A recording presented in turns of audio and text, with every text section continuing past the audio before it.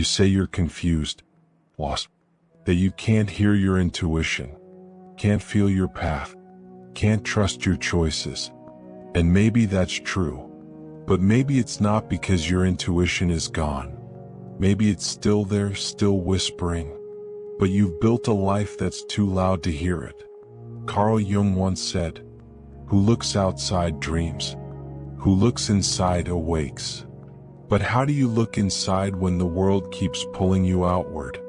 Outward into your feed. Outward into your habits. Outward into the opinions of people who never even tried to understand you. And little by little, without even noticing, your life becomes curated around distraction. Not because you're weak, not because you lack discipline, but because silence feels like confrontation. And confrontation? It means facing what you already know, but have been avoiding. Your intuition has never stopped speaking. But here's the thing. It doesn't scream. It doesn't compete. It won't shout over the noise of other people's expectations. It won't fight your constant need for certainty. It won't argue with your fear. It will wait, patiently, for as long as it takes, until you're ready to get quiet enough to come home. But getting quiet? It isn't easy. Not when your nervous system has been trained to panic in stillness. Not when every moment of rest feels like laziness. Not when presence feels like failure. Simply because it isn't producing something. So you scroll. You binge. You keep moving. You keep searching for answers outside of you. Because you've forgotten how to trust the voice within. And that voice? It's not flashy. It's not always comforting. Sometimes it tells you things you don't want to hear.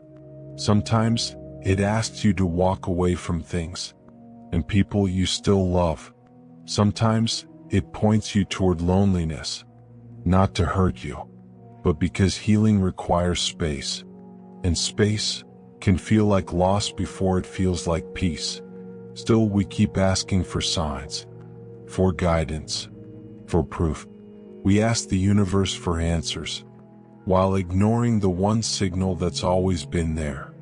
Our inner discomfort. That discomfort? It isn't random. It isn't punishment. It's a compass.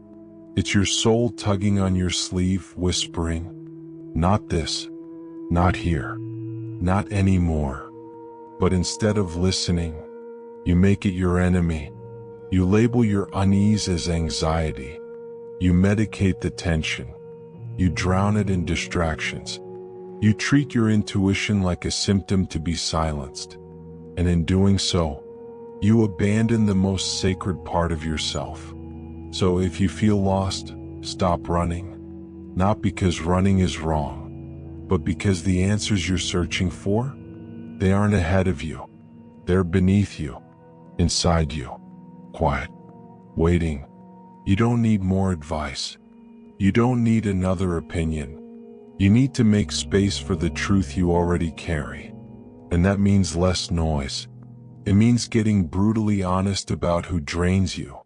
It means releasing routines that keep you busy, but disconnected.